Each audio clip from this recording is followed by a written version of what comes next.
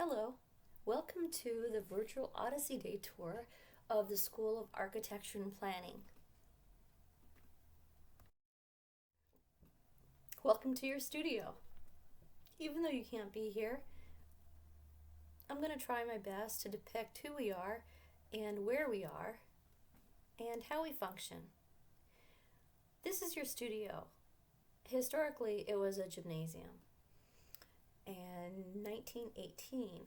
In 1940s, it was converted into a school of architecture.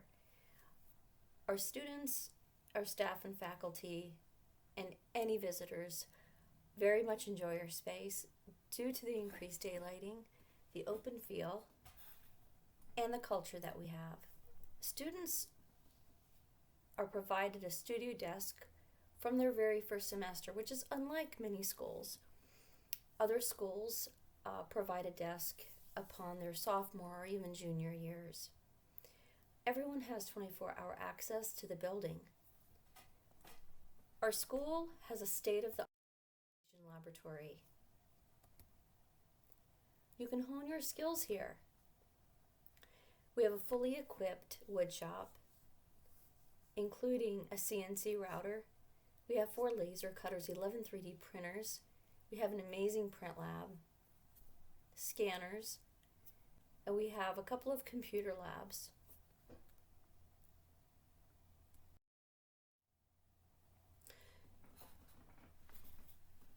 Let's meet a few of us with whom you'll be learning and working while you're here at the School of Architecture and Planning. This is Randy, Dean Ott.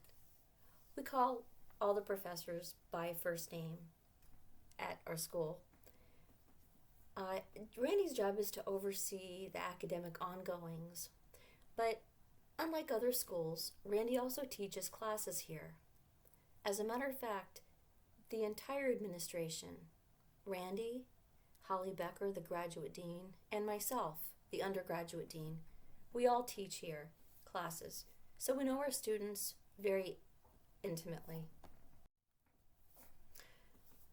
My name is Patricia Andrasik, and my job is to assist Randy in overseeing the undergraduate programs at our school.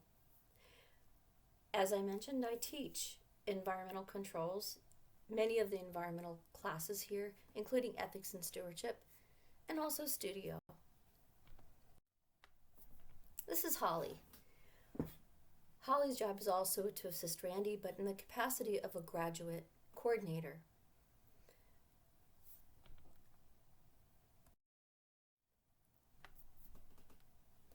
The character of our school stands above any other with respect to faith, studio, and locale.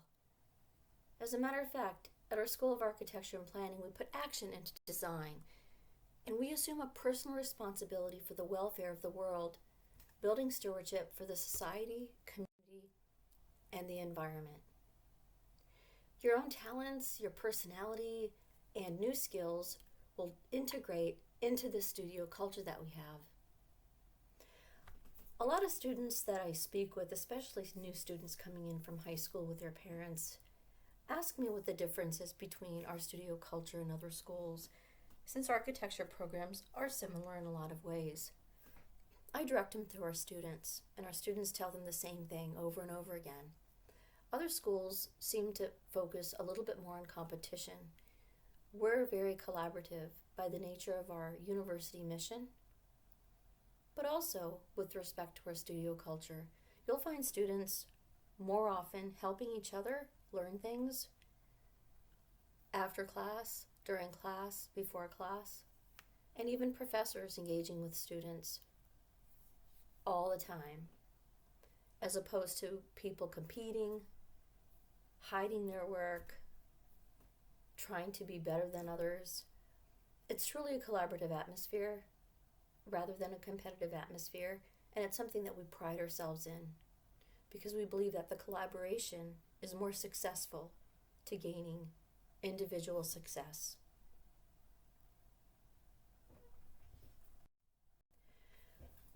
For example, our studio comprises of Coffee and Crits, where we have coffee and donuts in the Miller space for the students. Students get to pin up their work from studios, even grad students, sometimes even professors bring their research for a critique from students. We have Open Studio, where occasionally a studio will have an open house at lunchtime, and the American Institute of Architecture students will provide pizza. It's really a chance to see what other levels in the school are doing and gather some inspiration for your own projects or offer some ideas.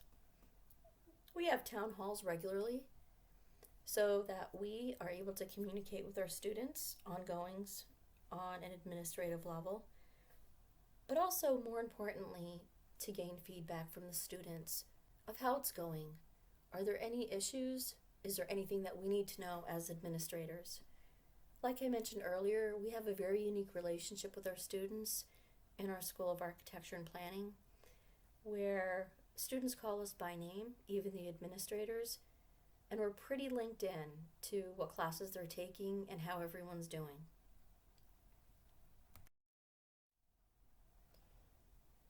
We are in probably the most culturally diverse city in the whole country. That affords an amazing learning environment. A learning laboratory is sometimes what we call our city. From the political nonprofits to the other firms, architectural firms, we are truly embedded in the centrum of over 500 firms that we connect with regularly, where we can access variety of information, variety of projects.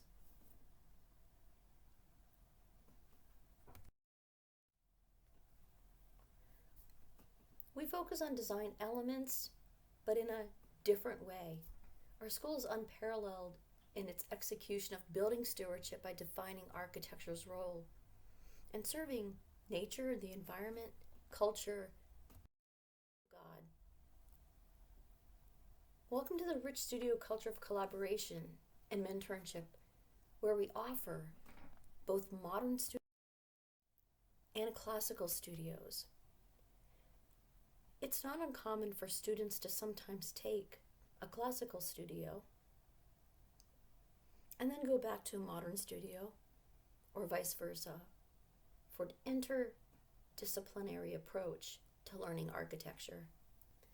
That sets it apart from other universities who focus only on one or the other.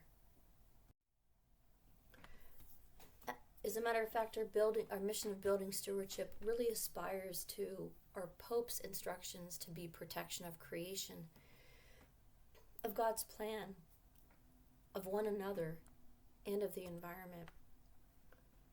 At our school, we deepen our commitment to be stewards of the social, natural, and built environments by taking action through design in all of our degrees.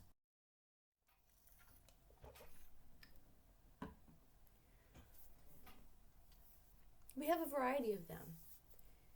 We have our joint degree, which is a Bachelor of Science in Architecture, along with a Bachelor of Civil Engineering. That takes 5 years to attain, and that's held in collaboration with the School of Engineering, which is our next door neighbor. We have a Bachelor of Science in Environmental Sustainability, a Bachelor of Arts in Architectural Studies, and a BS of Architecture. Let me explain all of them a little bit more detail. The joint degree is a 5-year program that results in basically 2 bachelor's degrees, Architecture and Civil Engineering. It's a very rigorous program that entails 21 credits per semester, and usually the students that accomplish this are just rock stars. They work a lot, they work very hard. And a lot of parents ask me what students go into, what field they go into after they receive these 2 degrees. A lot of students go into construction, where both engineering and architecture are relevant. We have our Bachelor of Science in Environmental Sustainability, or Studies. It's a non-professional degree for students who are interested in sustainable development. Because we're so close to so many NGOs, government, and private industries, some students often find that architecture isn't necessarily their calling, but environmental sustainability through the built environment is.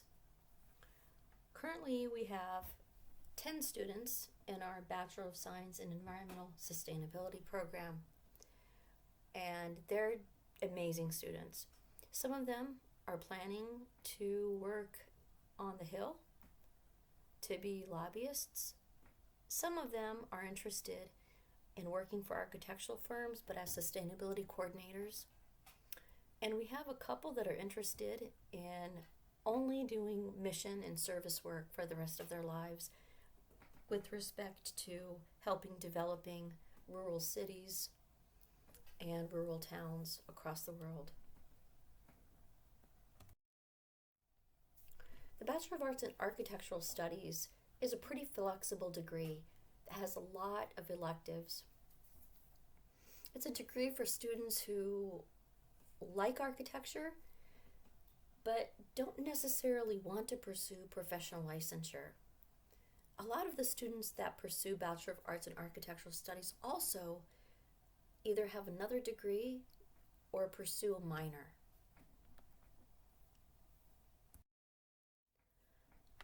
Now, the Bachelor of Science in Architecture is really our staple degree. It's why a lot of people come to Catholic University for architecture.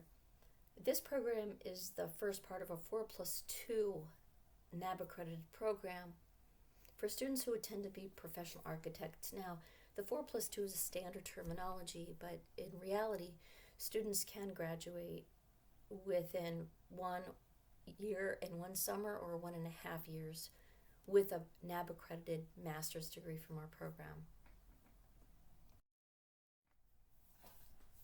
Our Master of Architecture is for students who have finished this Bachelor of Science in Architecture and can benefit from having a shorter term to attain a Master of Architecture. Students that come into our school from other schools sometimes take 2 or 3 years to accomplish this.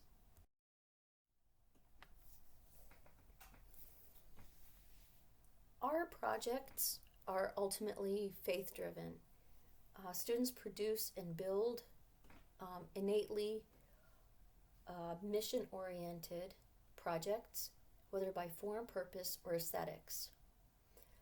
Science and aesthetics are absolutely merged in our school, and I get the question a lot from parents and from students as well coming in for the first time, asking me, is this a technical degree? Are you a technically focused school? Are you an aesthetically focused school? And my answer is always, we're a design school that is mission oriented. That means there are myriad projects that manifest from this philosophy. Anywhere from service-oriented projects to beautiful cathedral designs, and anywhere in between, including sustainably driven projects where students sometimes base their efforts on papal encyclicals such as Laudato Si. Let me give you an example. This is a home for wounded veterans that was designed with about 20 of our students through the Solar Decathlon competition a few years ago. The home could have been used for any purpose, but our students were very, very intent on this competition culminating in helping someone, and in particular, someone who was wounded in a recent military environment. So it was the students' decision for whom this home was delivered.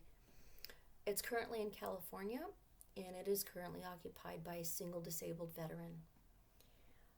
The home did not win the Solar Decathlon competition, but brought home many honorable mentions in various categories.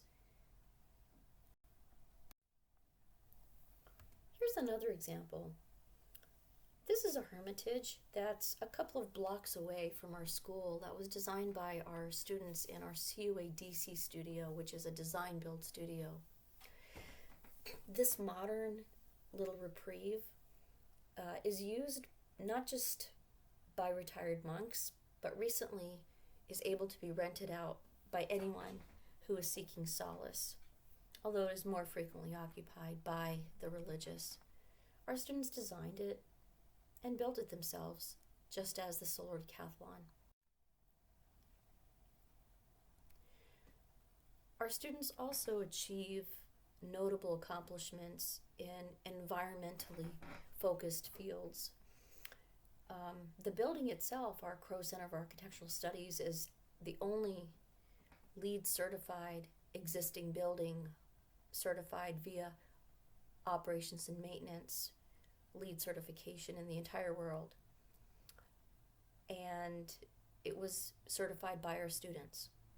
Our students learned the building diagnostic tools.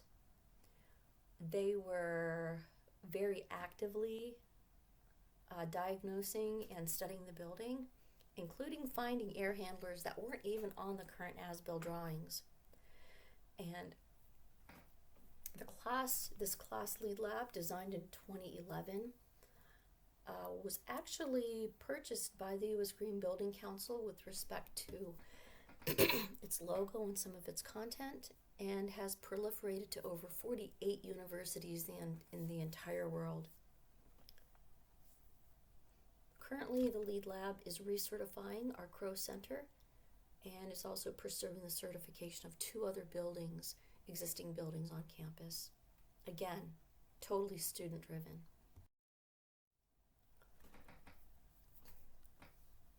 We not only stay in DC for all of these accomplishments, but we go abroad. Actually, our study abroad programs allow students to learn in environments which really foster their architectural formation, as well as honing their life experience while studying in other countries. Let me show you some of the examples of where our students have been in the past few years. Our standard Rome program, which is held in the fall and in the spring. Students engage in sketching exercises, studios, and they're able to take other classes from professors in other schools in the Catholic University of America that are being taught simultaneously.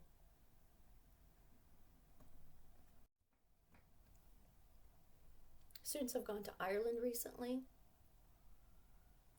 to design and build small architectural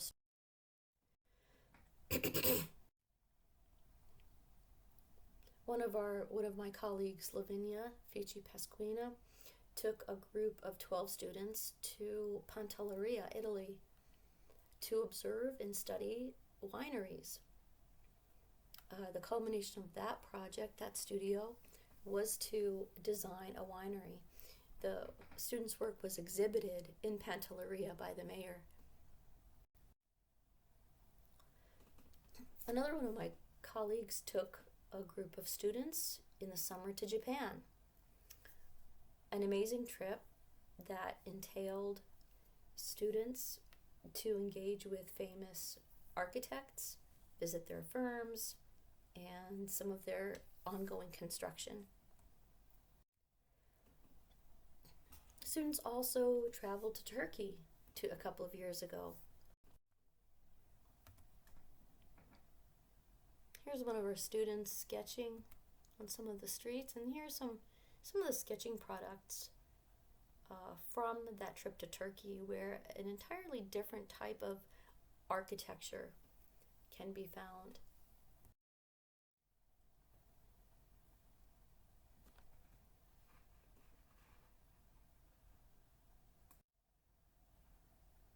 One of the benefits of our school, I would say, at the forefront, would be the size of our program. Because it's a fairly small program at a private institution, we have a great flexibility to offer many study abroad trips, even at the spur of the moment, from professors that are interested in a particular studio topic that would have them drive the students to another location. With the same idea, we're able to offer a lot of courses for students that are cutting edge and novel. Because we are not a state institution, we can design and launch those courses within a semester without undergoing significant paperwork or approvals. With respect to licensure, we were able to launch our integrated path to architectural licensure, which is nicknamed IPAL, with the NCARB a couple of years ago in 2017, and we were one of the first schools to do so, again as a result of the smaller size of our program and the lack of requirements for paperwork that often accompanies a larger university or institution. Our Integrated Path to Architectural Licensure is a program that provides a path to meet all the criteria for professional licensure upon earning the Master of Architecture in 6 years. Now, I'm a licensed architect in Washington, D.C. In addition to being a professor, and I'll tell you that it took me around 13 years to become licensed, and that's really not uncommon. Now, NCARB, which is, you can see the seal in the top right corner, NCARB is the National Council for Architectural Registration Boards. It's our governing and licensing organization for all architects. You legally cannot call yourself an architect unless you are licensed in this country. The IPAL program, offered by NCARB, offers a faster path to attain that licensure. Let me explain. Architectural licensure requires 3 components. It requires an education, it requires experience, and examination, very similar to most professional occupations such as medicine or engineering or law. These 2 requirements, however, experience and examination, are accomplished in the working environment and usually after a degree is complete. IPAL affords a student to accomplish all of these before they graduate with a master's degree. And for someone like me who took a long time to get licensed along with my peers, this was something that was at first surprising. Now, as the IPAL coordinator, I can attest that the couple of years that I've been helping students in this program, I can 100% tell you that this is a fantastic way of gaining licensure early and successfully. The initiative encourages NAB accredited programs such as ours to incorporate both the exams and the experience while completing academic curricula. Now, it doesn't replace the program, but it just adds another path to an already existing program. So where's CUA on the overall IPAL map? Well, some colleges have full operational IPAL programs. I think there's about 21 in the country that have them.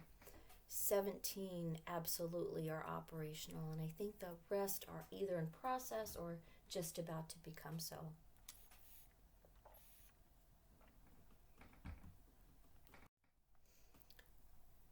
One of the reasons why I believe that our program, our IPAL program, our IPAL track, is the strongest among the others is because we don't require the students to compete between their classes and their professional requirements. Let me explain a little bit more. Students are required to get good grades in their first semester of their freshman year. In their second semester of their freshman year, we evaluate the students who have a 3.2 grade point average. And we ask them if they'd like to apply to the IPAL program. If they accept, we review their application, which really comprises of a letter of recommendation. And most students that have a good letter of recommendation from their studio professor and a 3.2 are admitted to the IPAL program immediately. After that, the students stay with us for the summer. So students begin fall 101, 102. This is the Studio 102 is the time where we assess who is going to be in the next IPAL cohort. And then those students stay with us. They stay with us through the summer. During the summer, they take 201 and 202 studio. So they get a real boot camp for studios so that in the fall they could begin 301 and then in the spring 302. After their 302 studio, they leave for an internship. And when I started talking about the uniqueness of our IPAL program, this is really what I'm talking about. Our internships require a student to sign off on an academic leave for 8 months. So what you see here, this internship, is an 8-month internship. The first one is summer and fall. Students do not take any classes. We don't want them to take any classes. We want the students to work. Of course, this is for full-time and this is for money.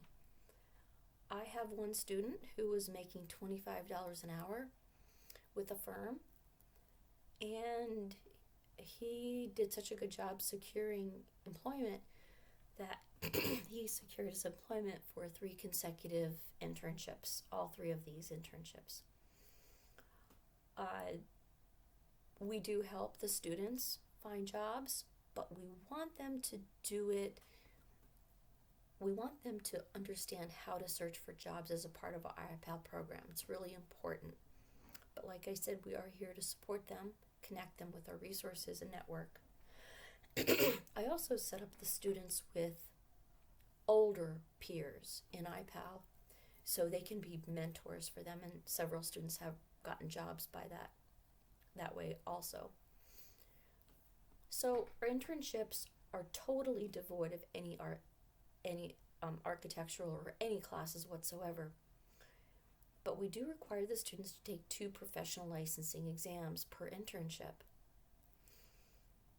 After their first internship and 2 licensing exams, which by the way, they should pass, but if they don't pass, that's fine. They're not going to be kicked out of the IPAL program. They will, however, be kicked out of the IPAL program if they don't take any licensing exams. So they just have to be able to take the licensing exam. That's one of NCARB's requirements. After their first internship, they go back to studio. They go back to school for 3 more internships. 3 more classes, 3 more semesters. In their fall semester, they're able to study abroad. And then they go back out for their second internship where they take 2 more exams. At that point, they're already grad students. And I like to say that my IPAL students gently roll into grad school because it happens very quickly. Their first semester of grad school is finished, then they go back out for their third and last internship and their last two licensing exams. And then they finish up with us with a grad studio and their final thesis project. Now, if they pass all their exams, and if they complete 3,740 hours of working for various firms, at this point, they have their NAB accredited master's degree in architecture and they're licensed. And that's phenomenal in our field. And that's why we have so many students interested in the IPAL program at our school. We're in collaboration with so many firms in Washington, D.C. and across the entire country. I put a couple of links here so that you can get a better idea of our program. One is a video link that you can just simply click on, and the other one is a recent link to a story of one of our IPAL students, Mike.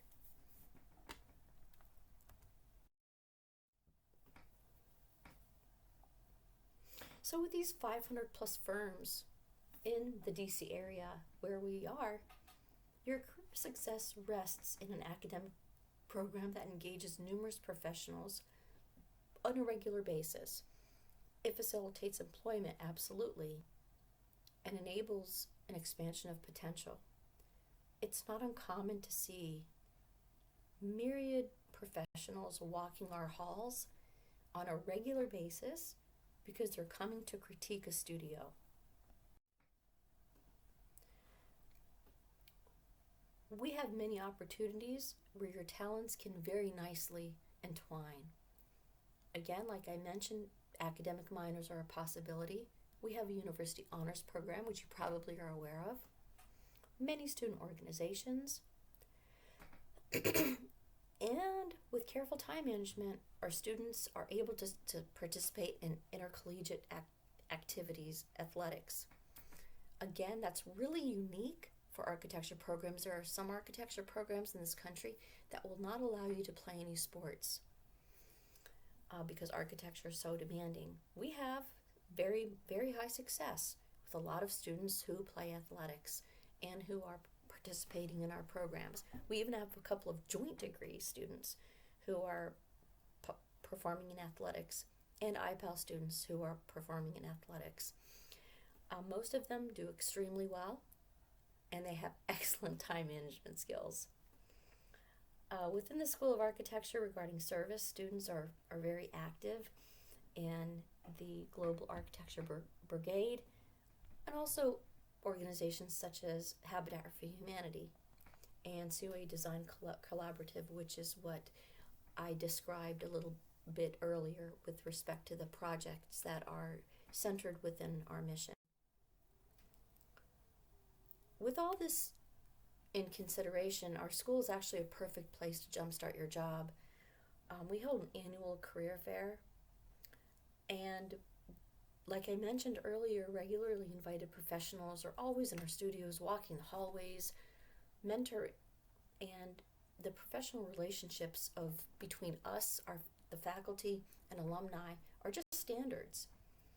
It occurs regularly and provides excellent networking opportunities for our students.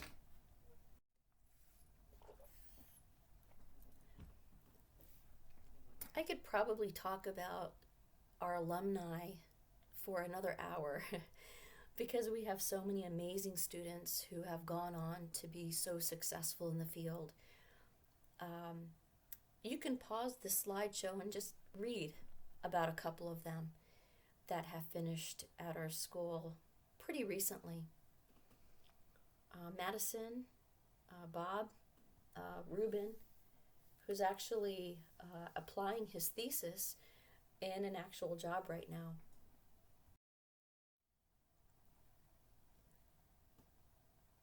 In looking at schools, it's really important not just to look at the facilities, the quality of the program, the type of work being produced, but also check out those instructors, the people that are going to be teaching you. We have a very, very, very high bar on who can be a tenured professor at our school. As a faculty, I'm required to not only do research and service and teaching, but I'm evaluated regularly with respect to my peer-reviewed publications, any architectural projects that I do, and grants. But we also supplement our faculty with visiting masters from around the world.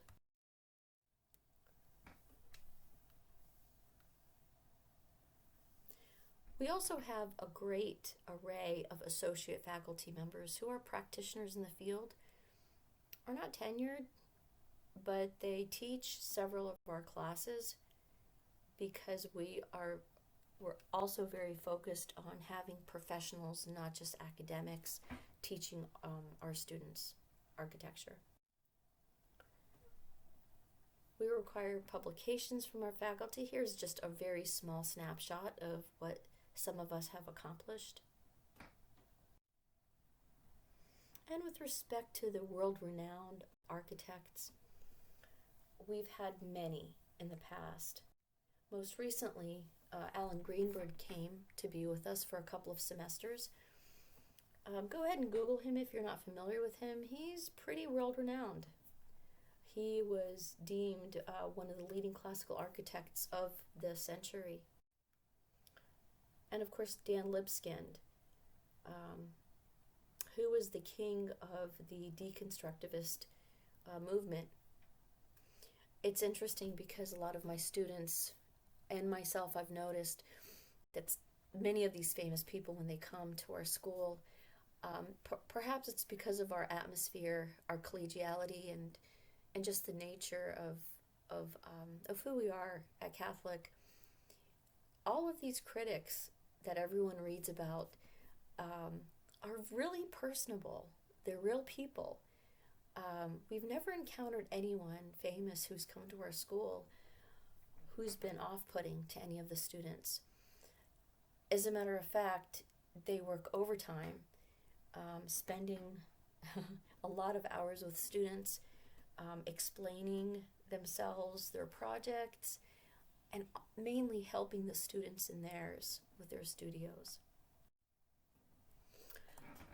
And bringing it back home, if we were doing a live presentation, I have selected a couple of professors that I thought you guys might be interested in.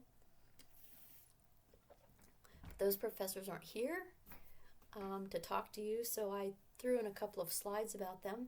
Adnan will be teaching your history courses. He has such high reviews, and oftentimes it's not uncommon for him to make a decision to take a bunch of students to one of the places that he's describing in his lectures. In this case, he took a couple of students to India with him so they can experience some of the spaces that he is describing in his history classes. James McCreary is a local professional who is a tenure-track professor at our school. He's also very engaging with the students. Here you can see some of the students standing across the street at the Basilica of the Immaculate Conception, which is the largest Catholic church in the entire country. This was the dome, which is several stories high, and the students are standing on scaffolding, and they're witnessing the dome being resurfaced with mosaics. The dome design for mosaics was modeled in our fabrication laboratory by some of our students. And so these guys are very excited to be witnessing firsthand the actual beginning of placing these mosaics in this majestic space. James also works with virtual reality in his classical projects. In the top right corner, you can see CJ, one of our other professors, who is a master watercolor artist. Again, just stressing the wonderful opportunity we have with classical and modern architecture being in one school under one roof. Where classical and modern merge is also technology, and the product that you see here is a three-dimensional rendering using Revit of a classical execution of the renovation of Penn Station. This was a thesis project, one of the winners of the thesis award. This is Robin. Robin is one of our favorite professors as well. Robin's focus is on sustainability. She is WELL certified, LEED certified, and has a huge following in our school with students. These are some of her projects and her students' projects. Her students have won the IBDS competition for a couple of years in a row. IBDS is our final culminating studio where students get together with real architectural firms and partners of two to produce a full set of construction documents and a full design. Again, something pretty novel that our school developed several years ago that is still very, very important in our NAB accreditation. Everything that you see here was produced by these students that you see here. The wall section, technically executed, the renderings, and the entire design. Now you can see here some of the firms. These firms were split up between all of our students in groups.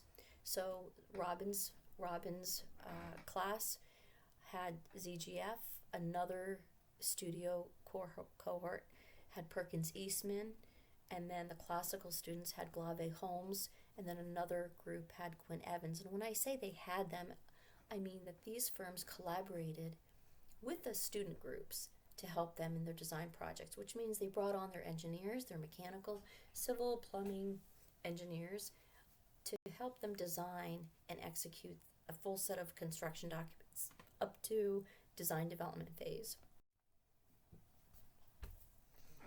Additionally, we have many classes that focus on environmental conditions and sustainability that help students attain some of these certifications. For example, our LEED Lab class offers students a platform for getting real-world experience on an actual LEED project and helps them attain their LEED, not just Green Associate, but LEED AP examination in new construction or in operations and maintenance. Some of these other certifications, the Zero Energy certification, is a lot easier to get now that Robin has started her Net Zero Studio, which is an option for fourth year studio. And the WELL Building Standard, which is a course that we just launched this semester that talks about the resilience and health of interior environments as earmarked and benchmarked by the WELL Building Standard.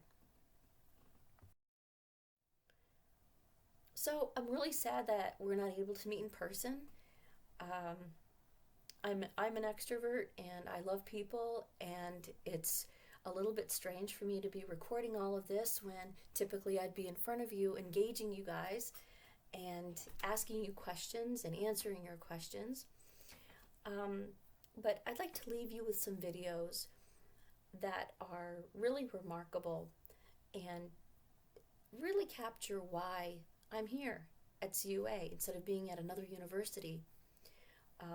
I've been at Catholic University. I've been teaching since I finished my graduate studies in 2004, 2005. I was an adjunct professor at that time, and I taught at Catholic part-time.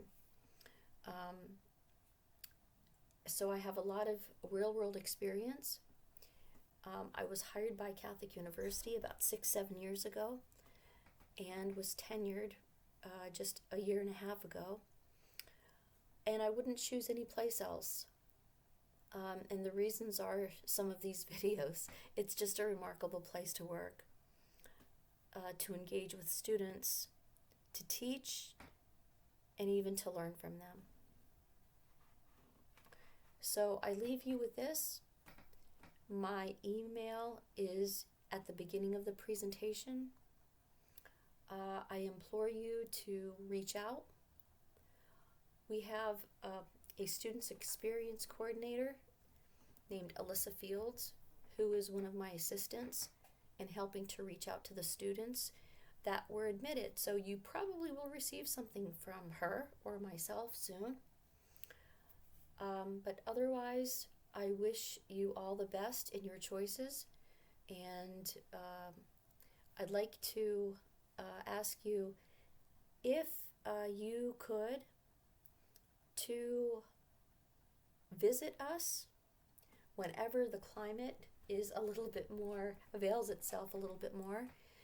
Nothing is quite as significant as walking into our space and experiencing the environment where our amazing students learn. So, thank you very much for listening to this presentation, and we will definitely be in touch soon. Thank you.